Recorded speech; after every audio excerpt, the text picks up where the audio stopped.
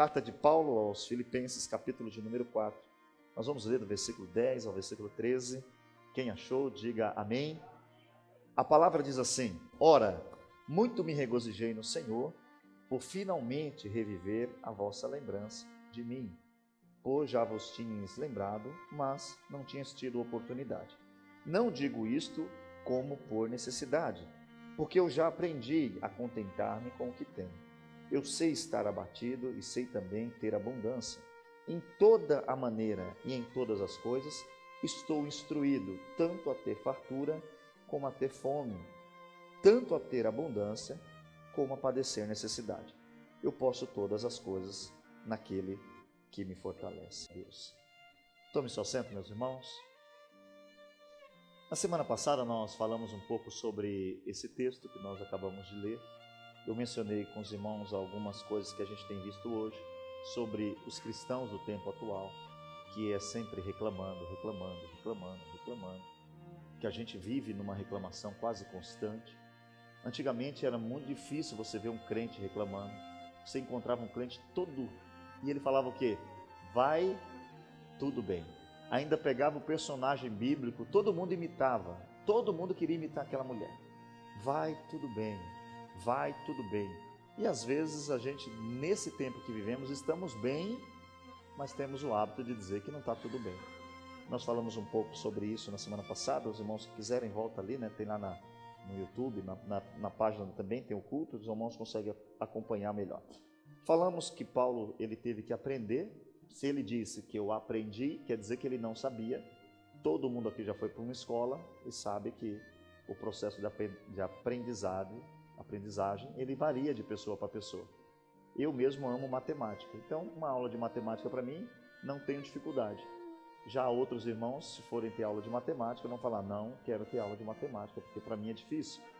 Dentro do texto bíblico que nós falamos semana passada, eu mencionei com os irmãos que para aprender, primeiro tem que reconhecer que não sabe. E a gente está tendo dificuldade de reconhecer o nosso próprio erro. Reconhecer seu erro é muito simples. Eu olho para você e já automático eu já tenho um raio-x da roupa, do cabelo, do jeito, do sorriso. A pessoa está triste, a pessoa está alegre, a gente tem essa facilidade. Mas a vida da gente só muda quando a gente consegue primeiro reconhecer o nosso erro. E eu falei que se a gente reconhecer que não sabe, nós precisamos dedicar tempo, nós precisamos ter disciplina, nós precisamos ter uma repetição e nós precisamos ter uma coisa que todo mundo sabe que também não adianta não ter, é a prática. Tem irmãos que têm a carta de motorista aqui, mas só estão conseguindo dirigir anos depois, porque tiraram a carta, não tinham dinheiro para comprar o carro e ficou sem prática. Então, quando pegou o carro, como que é?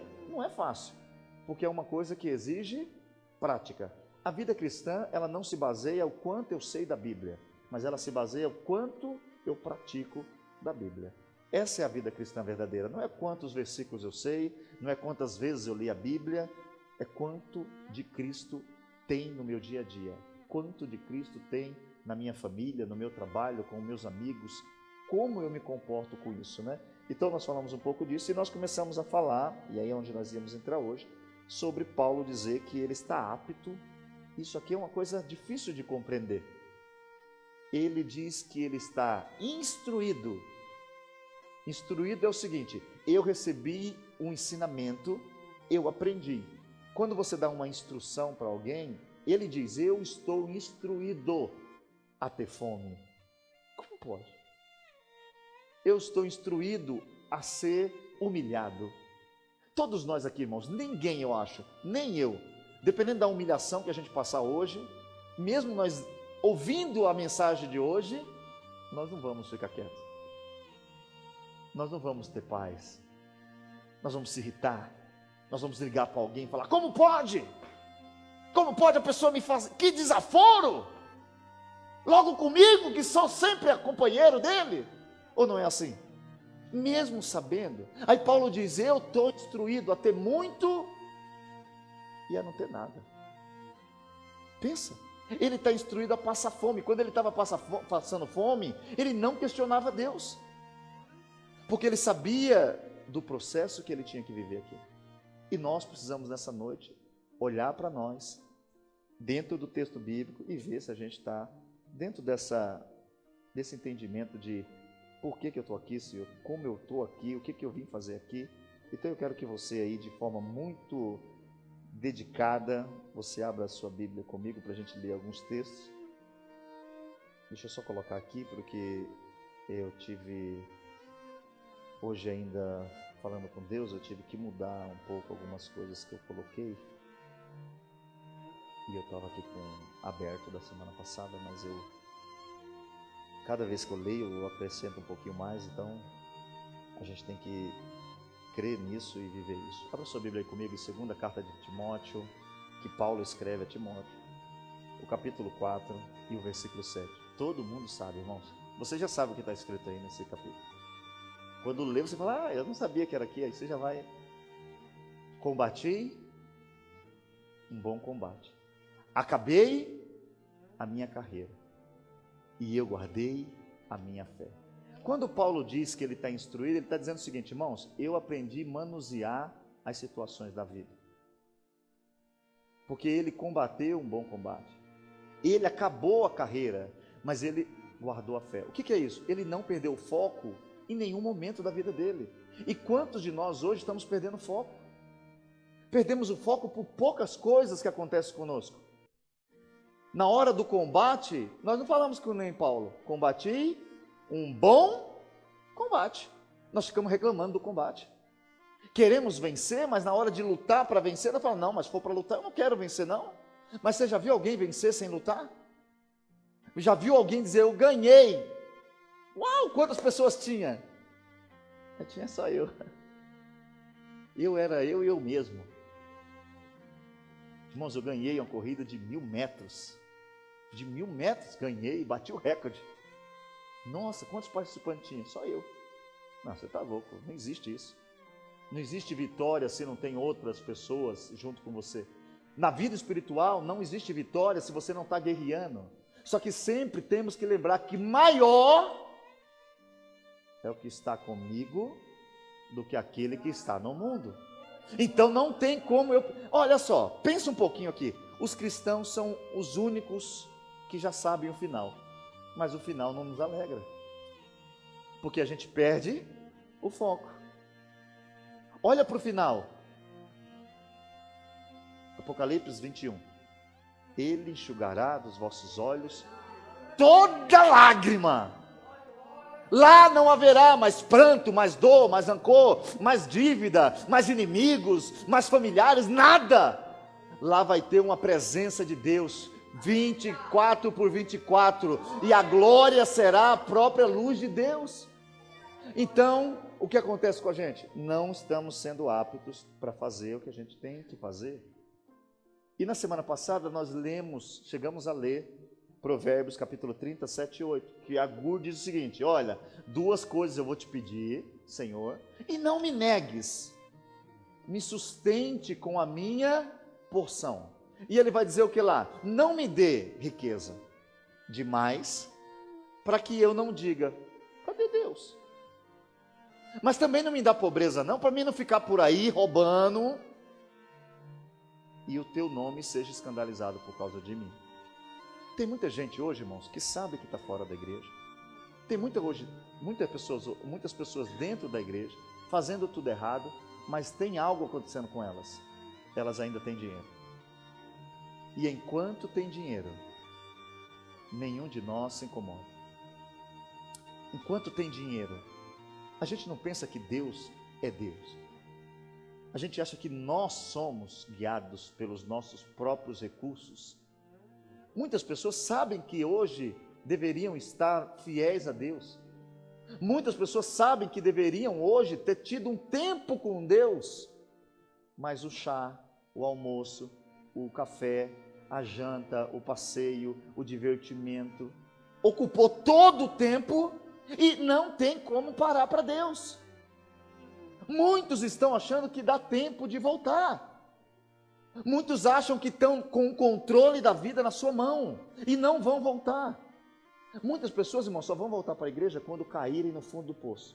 Não adianta. Muitas pessoas vão fazer que nem um filho pródigo. Você sabe, você está falando para ele, tá? Ele te ignora, te ignora. Você manda mensagem, ele te ignora, ignora.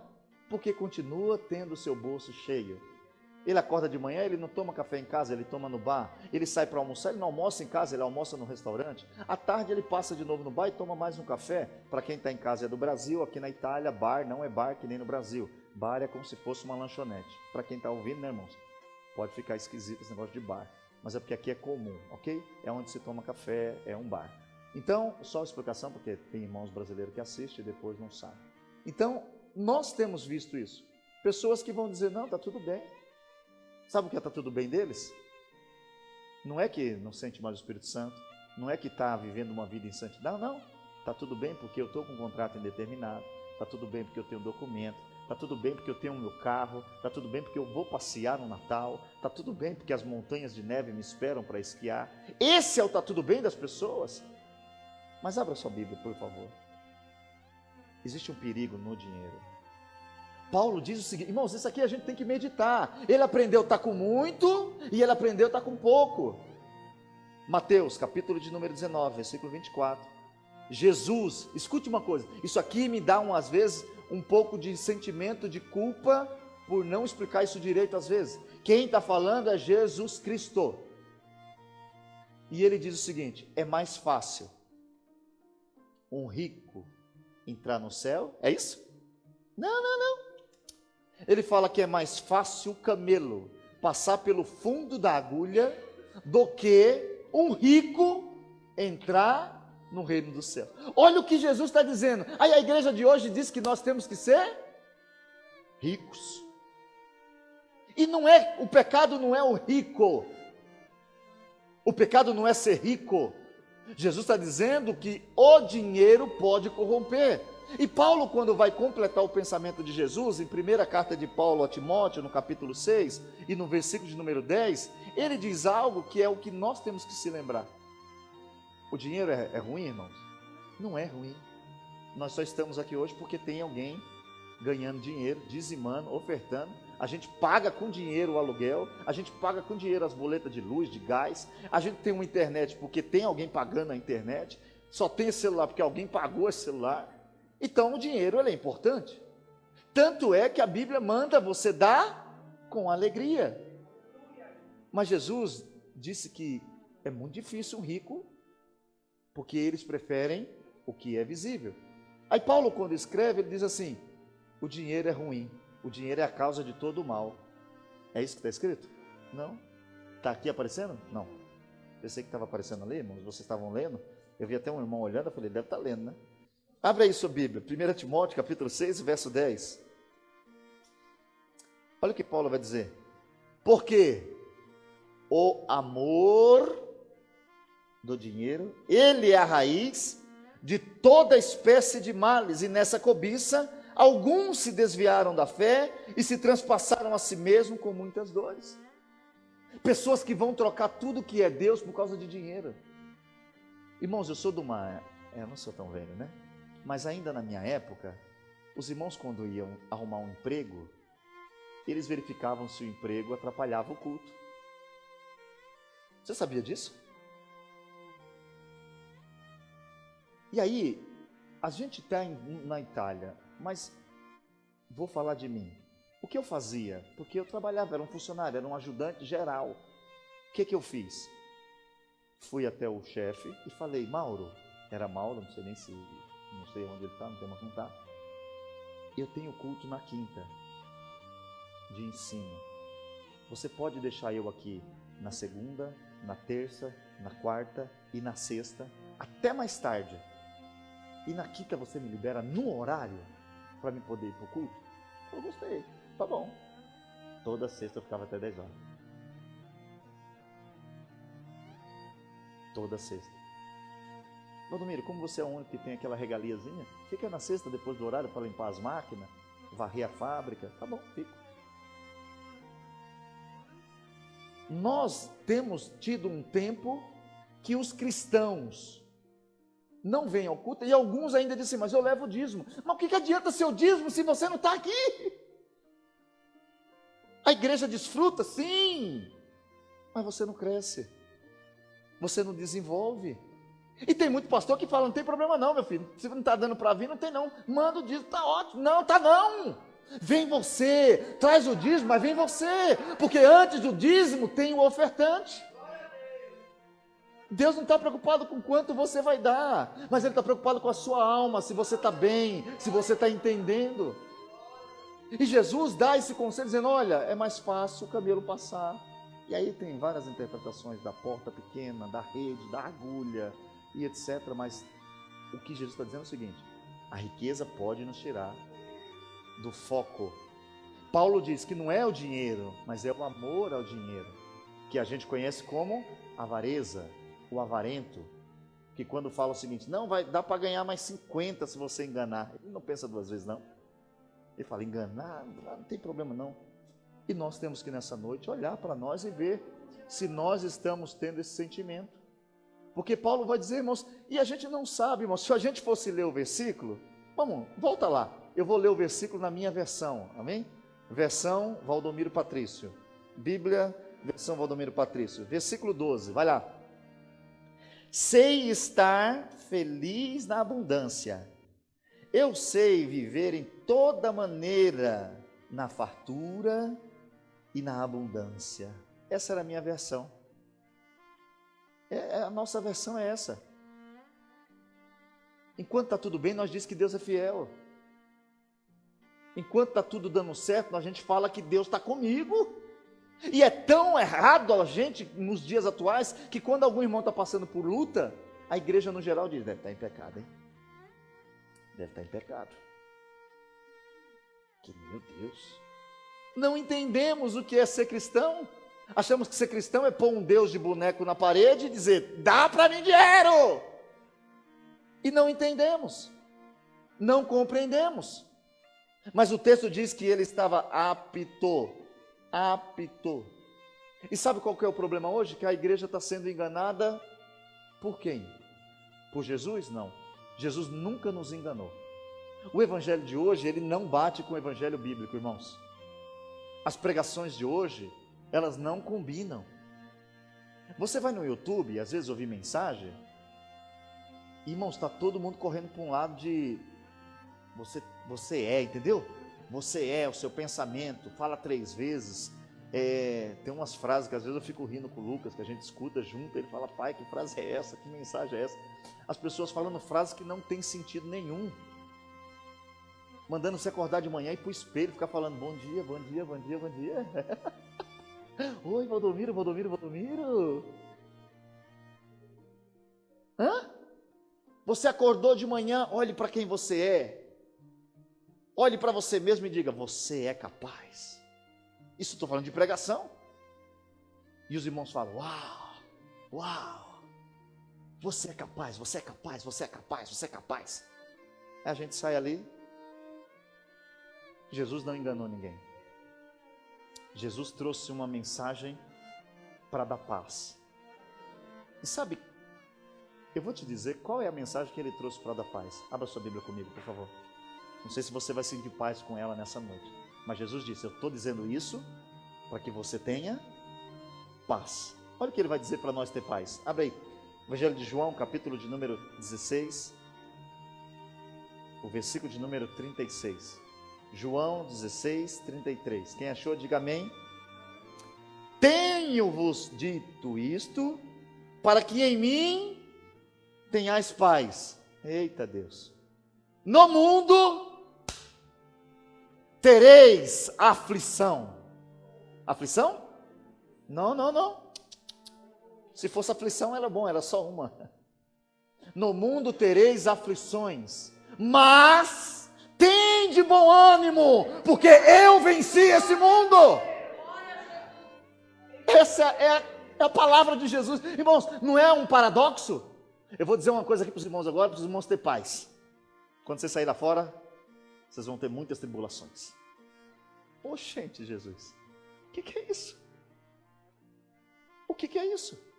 É porque a visão nossa mudou. Não sou mais eu quem vivo, mas Cristo vive em mim, e a vida que agora vivo pela fé no Filho de Deus. Será que a gente vive na fé do Filho de Deus? Aquele que disse, olha, o Filho do Homem não tem nem onde pôr a cabeça, hein? Aquele que quando Pilatos quis ser todo grande por cima dele, falou, Pilatos, fica tranquilo, o meu reino não é daqui. Se fosse daqui, eu dava uma ordem, mas o meu reino é de outro lugar. Quando ele foi embora, ele falou: ó, irmãos, eu estou indo vos preparar lugar. E quando eu for, eu vou preparar, mas fique tranquilo, porque eu voltarei, para que onde eu esteja, vós estejais também. Essa é a visão de quem consegue passar pela fome sem reclamar. Essa é aquela visão que dá o homem que entende o que é ser um cristão. Aí você pergunta, mas por que as pessoas estão tão enganadas? Porque não lê a Bíblia. Abra sua Bíblia comigo em 1 João. Capítulo 2, versículo 17. Deixa eu ver se é esse versículo. Sim. Sabe por quê? Olha só que quem está muito preocupado com o mundo aí. Vamos ler o 16 e 17? Porque tudo que há no mundo, a concupiscência da carne, a concupiscência dos olhos e a soberba da vida, não é do Pai, mas do mundo. E o mundo passa, e as suas concupiscências também. Mas aquele que faz a vontade de Deus, ele permanece para sempre. Não tem engano na Bíblia, irmãos. Não tem engano. Se a gente está se enganando é porque quer. Sofrimento não era para tirar crente da igreja, não. Sofrimento não era para tirar eu e você da igreja. Mortes, dores, enfermidades, nada disso deveria nos atingir. Mas nós não aprendemos assim. Nós aprendemos que Deus tem que dar e pronto, acabou. Se Ele não fizer o que eu quero, eu vou embora. Tem campanha de oração? Vamos fazer uma campanha. Vamos, glória, uma campanha de oração. Orou 7 dias. Não aconteceu nada. Às vezes as irmãs que fizeram aí, né? Se esforçaram, saíram de casa de dia, na chuva, no sol, e vamos lá ajudar. A pessoa fala, e aí? Não aconteceu nada não? Aconteceu? Você é salva? Você vai para o céu? Só isso? Perceba que não é uma igreja mais que prega o céu. Tanto é que todos nós estamos aqui, se amanhã tiver uma perda financeira muito grande e for dizimista, questiona Deus. Todo mundo. Mas eu não estou sendo fiel. O que tem a ver? O que tem a ver? Não estamos aprendendo a ser cristãos. Abra sua Bíblia por gentileza, eu quero ler um texto com você. Mateus, capítulo de número 10, o versículo de número 22. Jesus deixou umas palavras para a gente ter paz. Eu quero que você entenda que Paulo está dizendo o seguinte: eu aprendi a viver nesse cenário, eu sei me transportar na fome, eu sei me transportar no frio, no calor. E Jesus falou que deu paz para nós, e Ele trouxe algumas mensagens que nos dá paz. Mateus 10, 22. Jesus falando de novo sobre o que é ser cristão, ok, irmãos? Isso aqui não é ser assembleiano, presbiteriano, isso aqui é ser cristão. E odiados de todos sereis por causa do meu nome. Mas aquele que permanecer até o fim, esse será salvo. Fala a verdade. Precisava falar isso para mim, Jesus? Vou desistir antes. Eu vou ser odiado de todo mundo. E tem gente roubando, enganando e falando, mas estão me perseguindo. Não. Odiado pelo nome dele. É quando você diz homossexualismo é pecado. As pessoas te bloqueiam, as pessoas te isolam. É quando você diz adultério é pecado, divórcio é pecado, e ninguém liga. Aí fica, não fica muito perto daquela pessoa não, porque é religioso. Está escrito. Quem escreveu isso não foi eu, irmão, foi a Bíblia. Só que a gente não quer mais ouvir Bíblia. Como disse Paulo a Timóteo, as pessoas querem alguém que fale exatamente o que elas querem ouvir. E o que elas querem ouvir? Façam o que quiser, do jeito que quiser e vivam. Eu li um jornal brasileiro que me chamou a atenção a palavra farofa. Estava lá farofa, eu falei, o que é isso, farofa? No Brasil teve um negócio chamado farofa do não sei da que, não lembro o nome. O que é isso, meu Deus, farofa? É uma reunião de Sodoma e Gomorra. Televisionada, no Globoplay. Aonde vão artistas famosos, porque eles são famosos, eles têm dinheiro, eles vão nus, a pegação é liberada, a música é liberada, a bebida é liberada, a droga é liberada. tem crente doido para assistir. Entendo que nós estamos vivendo no tempo que vivemos. Quando eu li aquilo, eu falei, meu Deus, que é isso, farofa? Aí eu comecei a ler a matéria, falei, porque estava no UOL, quando eu leio o UOL, as 10 primeiras matérias mais lidas. Aí estava não sei quem no farofa. Falei, na farofa, né? Eu sou do norte, tem farofa. Vocês viram, né? Mas vocês estão entendendo o que está acontecendo hoje, irmãos? E aí é uma coisa, é televisionado. Ninguém tem vergonha de beijar 10 bocas. Ninguém tem vergonha. E lá, quando você lê a matéria, tem palavrões que eles falam, né? Como que foi você participar do farofa. E eu fico pensando, por que a gente está caindo nessa? Porque se você for perceber, nós estamos tudo aqui desapercebido. Nós falamos que Jesus vai voltar, mas ele não é o primeiro pensamento do dia. Sabe quando você está esperando alguma coisa? Você vai dormir esperando alguma coisa. Quando você acorda, qual é o primeiro pensamento? Seja sincero. É o que você estava esperando. Ô Pedro, amanhã eu te ligo para te dar, se deu certo, para te dar 1 milhão de euros. Ele vai dormir? Mais nada. Ô meu Deus, abençoa ele, Senhor, vai me dar 1 milhão de euros. Quando ele abrir o olho de manhã, qual que é o primeiro pensamento? 1 milhão de euros. E nós estamos sendo enganados pelo sistema do mundo, que a gente diz que está esperando a volta de Jesus. Mas às vezes nós passamos um mês inteiro sem pensar na volta de Jesus. Aí os problemas ficam maiores. Sabe por que os discípulos não viam problemas maiores? Porque eles diziam, Jesus pode voltar hoje, então não vou perder tempo com isso. Amanhã pode ser que eu nem esteja aqui. Então eles resolviam, trabalhavam, mas não se preocupavam. Paulo diz, eu aprendi. E isso daqui está mexendo comigo esses dias. Eu preciso aprender. Quando eu sinto alguma coisa, eu falo assim, não aprendi, tem que voltar a ler de novo. Vamos lá de novo. 70 vezes 7, Jesus. Aí vou ler de novo. Pedro, por que você fez essa pergunta, Pedro? Por que você não ficou quieto? Se Pedro não pergunta, Jesus não falava. Pedro foi perguntar. Quem fala o que quer, escuta o que não quer. Eu perdoo 7 vezes, Jesus. Não, Pedrão, está errado. É 70 vezes 7, Pedro. Ô, Jesus. Nós temos que nessa noite abrir os nossos olhos e ver, eu estou aprendendo a ser um cristão, ou eu sou uma figura de uma igreja, ou eu sou uma parte de um hall de membro de igreja. Eu preciso aprender. A igreja do passado era melhor porque eles aprendiam. Mas culto de ensino, estava toda a igreja. Ciclo de oração, estava toda a igreja.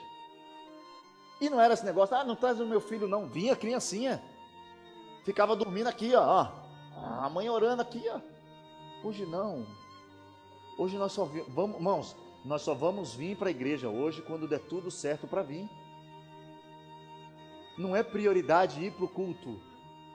Se der, eu vou. E se não der, eu tenho justificativa.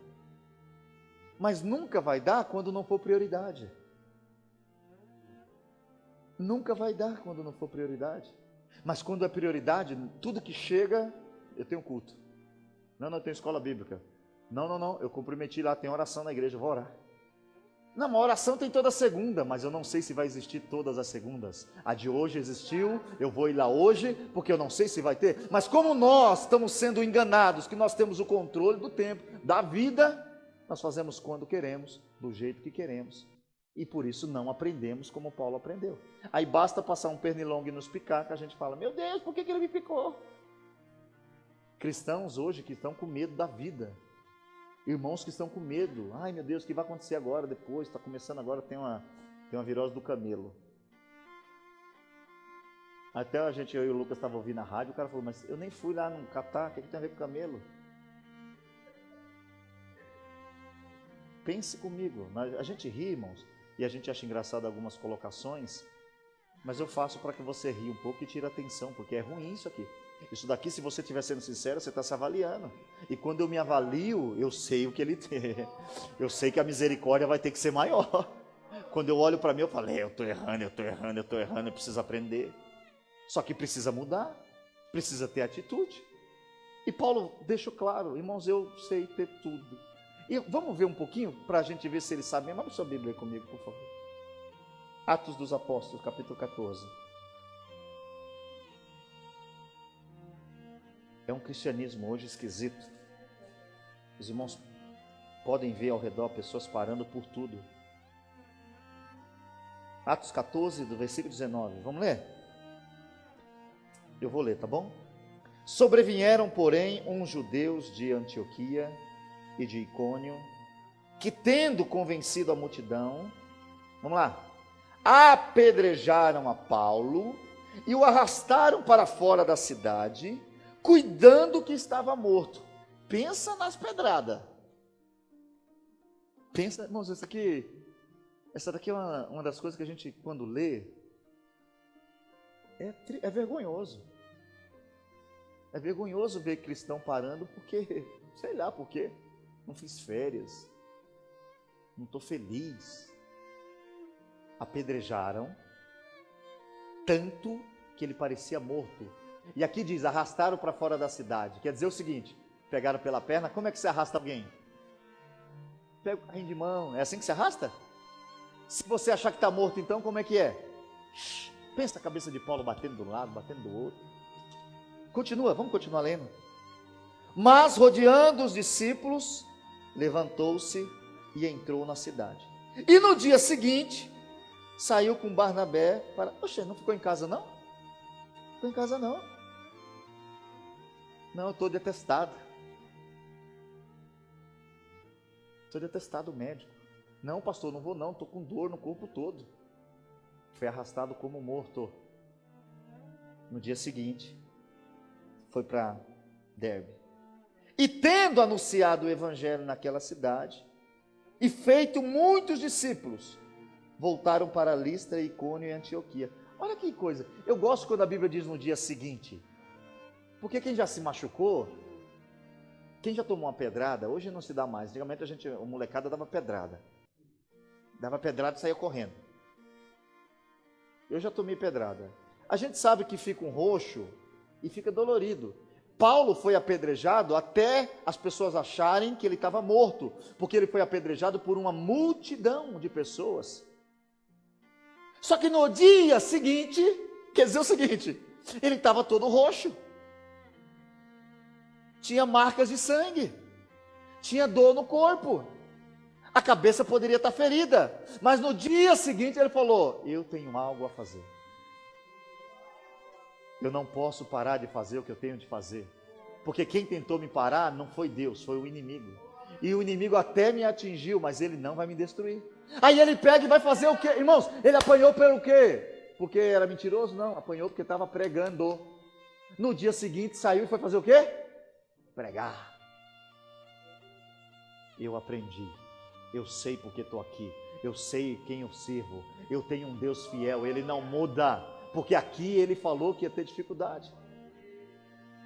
Aí, olha o que esse homem todo machucado vai fazer. Versículo de número 22.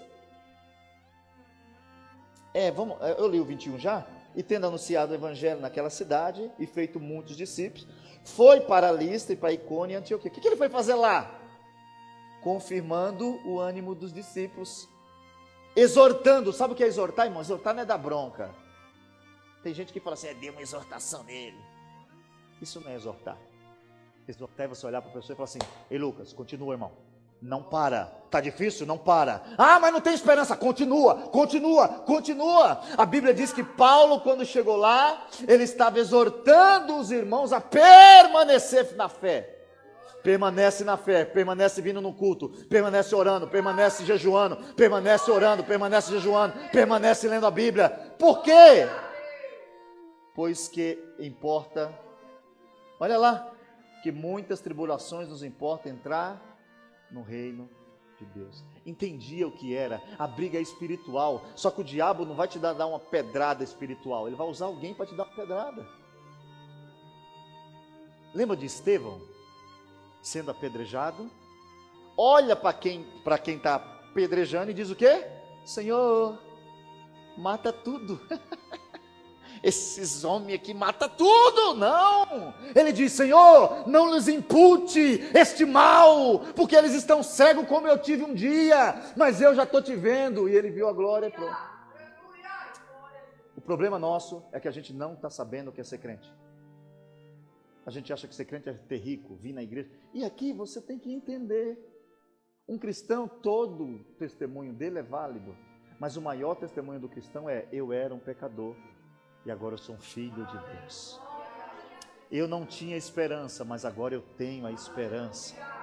E aí, junto com esse testemunho, vem o testemunho que os irmãos dão. Eu não tinha documento, agora tenho. Eu não tinha dinheiro, agora tenho. Cheguei aqui passando fome, agora eu tenho casa, carro, e Deus está me abençoando. E você glorifica Ele, porque Ele disse: se você quiser e obedecer, você também come o melhor dessa terra. Só que o problema é que a gente isola o sofrimento. Tem gente hoje fora da igreja por causa do sofrimento, de perseguição.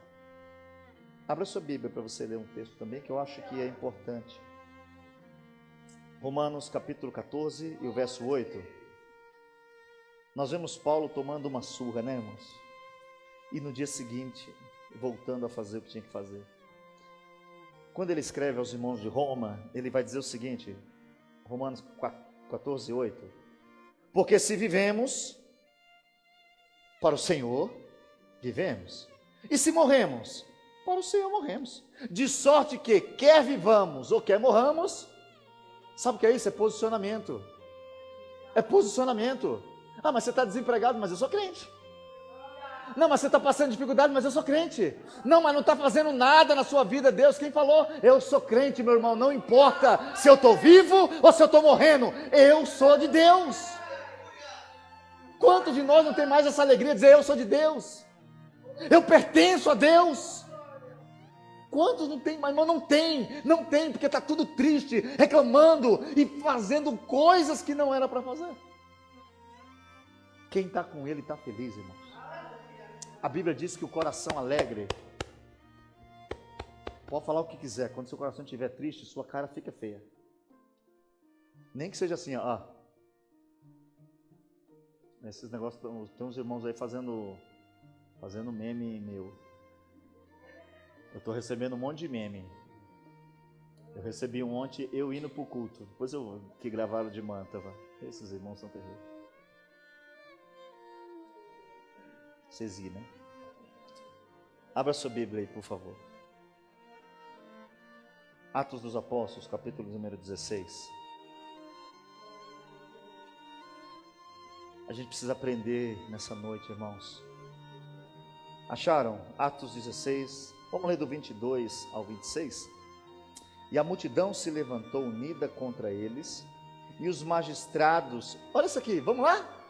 Leia comigo devagar, como diz o outro. Coma as palavras. E a multidão se levantou unida contra eles, e os magistrados, então era todo mundo, rasgaram-lhe as vestes. Pensa aqui, vamos lá? Tudo de cuecão. O que vão fazer agora, meu Deus? São só de cueca. Rasgaram-lhe as vestes e mandaram açoitar com vara. Você já pensou, irmãos? Que cristianismo é o nosso dos dias atuais? Você deixar, você falou: não, para, eu não mereço não. Eu não mereço isso. E você pensa as varas da época? Se vara sendo usada por uma mãe que te ama, aquilo dói. Pensa uma vara sendo usada por um soldado, descendo a vara. Olha lá, vamos continuar a leitura, porque ela é doída. E havendo-lhes dado muitos açoites, os lançaram na prisão, e mandaram ao carcereiro que os guardassem com segurança, o qual, tendo recebido tal ordem, os lançou no cárcere interior e lhes segurou os pés no tronco. Estão todos sangrando, tudo lá. Meu Deus, vai amarrar para quê? O cara não consegue nem andar. Amarra. Vai lá para o texto. Olha como que é aprender a ser cristão. O que está fazendo você parar de adorar a Deus? Pensa um pouquinho aí. Pensa um pouquinho, por favor. Eu queria que os irmãos aqui pensassem um pouquinho. Ai, por que eu não vou adorar a Deus hoje? Por que eu vou me calar hoje? Porque, não, tem gente que até fala para mim, pastor, eu estou sem força para adorar, mas o que foi? Minha irmã, meu irmão, o trabalho, está tudo tão difícil, o mundo, a vida. Perto da meia-noite, dois homens sem frescura, um sentado do lado do outro, falando, e aí, está doendo? Está doendo. Aonde dói mais você? O meu dói aqui perto da nuca. O outro falou, o meu pegou aqui nas costelas. Olha isso daqui, Paulo. Ô Silas, olha isso aqui. É uma igreja que não existe mais. Por isso que dá pavor hoje. Porque o problema, eu falava isso com o Pedro aqui antes do culto, o problema não é o mundo não, o mundo é igual como sempre foi, o problema é que a gente está vazio, a gente está sem o Espírito, sem a glória, sem a graça. Quem está cheio, irmão, não reclama. Quem está cheio entende o propósito de Deus. Quem está cheio vai fazer a vontade de Deus, ainda que tenha a porta aberta, ainda que tenha a porta fechada. Tomaram lá os seus chicotes. E aqui vamos trazer para os nossos dias? Vamos trazer para nós hoje? Vamos desgraçar uma vida para a gente pensar o que foi? Foi traído pela esposa, os filhos falou que não era o pai, perdeu o emprego, foi botado na rua e o juiz mandou prender. Chega lá na cadeia, o cara faz o quê? Eu vou cantar um hino aqui a Deus. E a gente canta isso aqui toda vez, né? Já chegava meia-noite, Paulo e Silas na prisão, e tem uns irmãos só dando meme de novo. Eu tenho que me lembrar, irmãos, porque isso vira... Eu recebo um monte, mas ainda bem que eles não divulgam, só mandam para mim.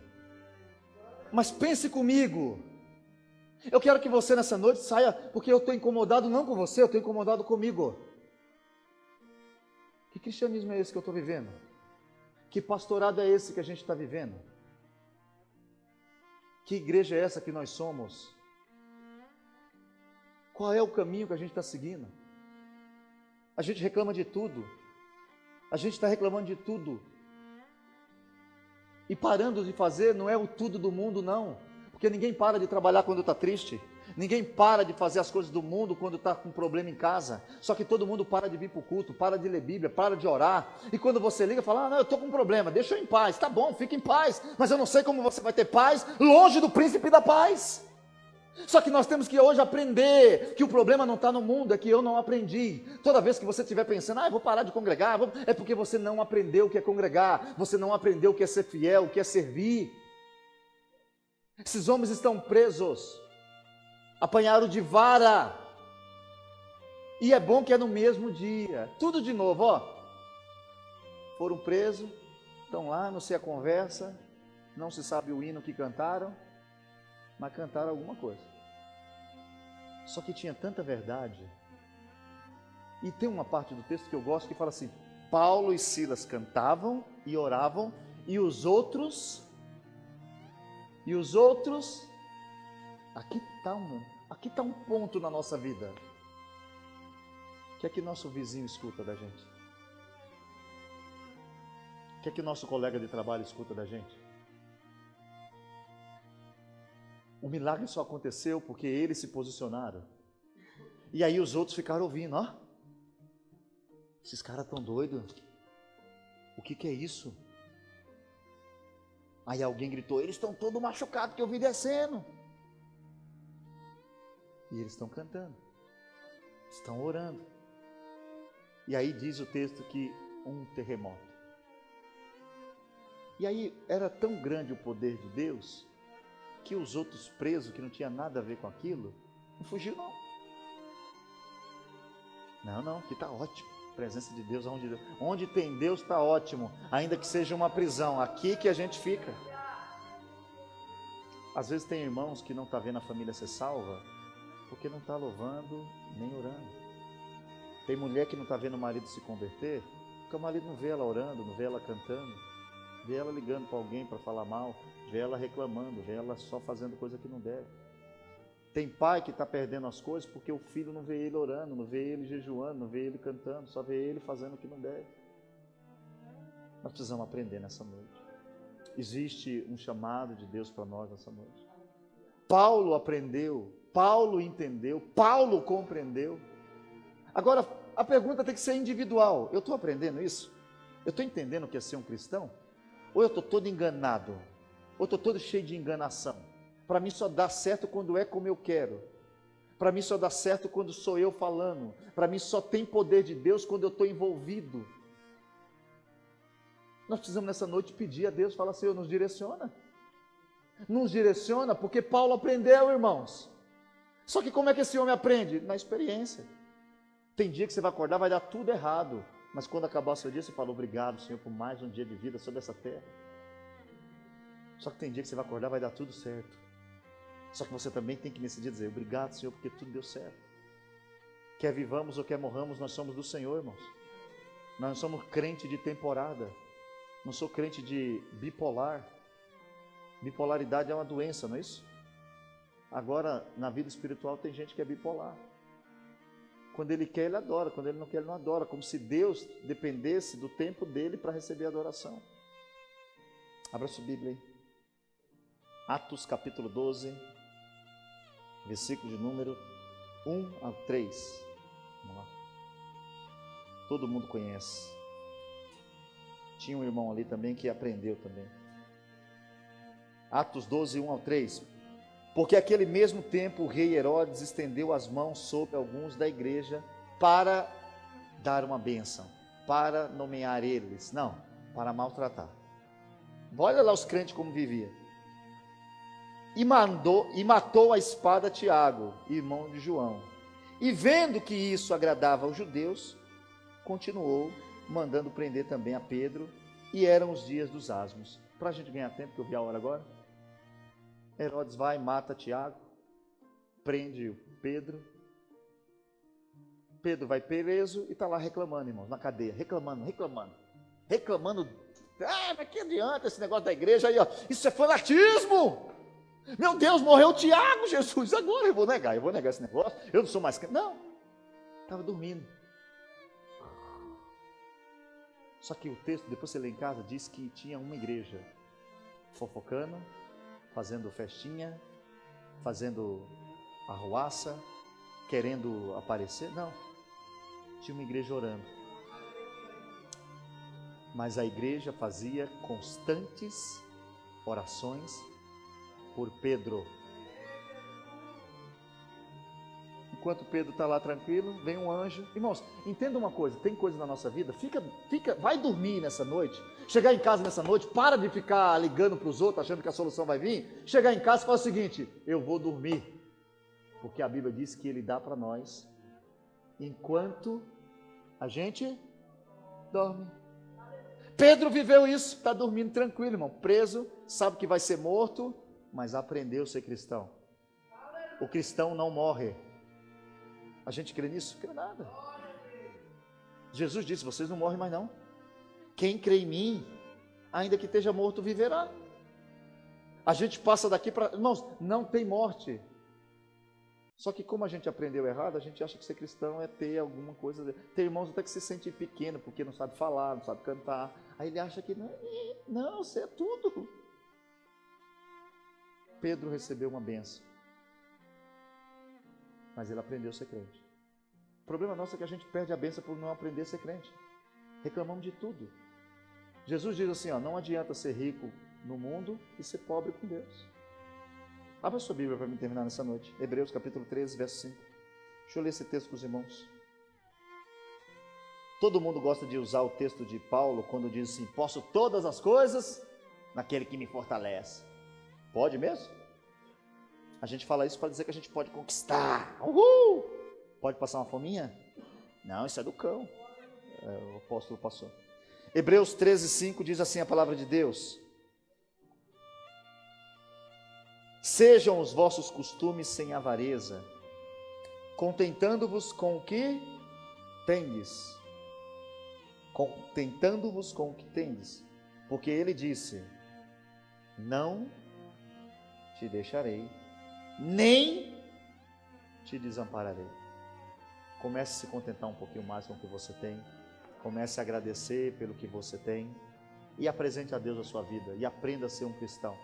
E como diz o texto bíblico também, todos que querem ser crentes e viver uma vida piedosa, eles padecerão perseguições. Não tem jeito, irmãos. Ou a gente entende isso, ou a gente vai viver uma vida inconstante na presença de Deus. Mas que a gente nessa noite possa entender que eu preciso aprender. Reconheça que você não sabe, dedique tempo na oração, no jejum, no culto. Dedique tempo no devocional, dedique tempo com Deus. Isso é individual, você sabe quanto tempo você passa com Deus. Você tem que saber disso. Pratique o que você aprende. Ixi, aqui, hoje a gente leu lá que a gente tem que orar sem cessar em todas as situações. Chegar amanhã, tiver tudo difícil no trabalho, não reclama não. Dobra o joelho e fala, Senhor, é agora. O patrão está endemoniado.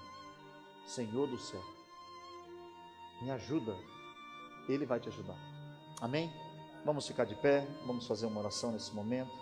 Deus abençoe os irmãos que estão aqui, Deus abençoe os irmãos que estão em casa.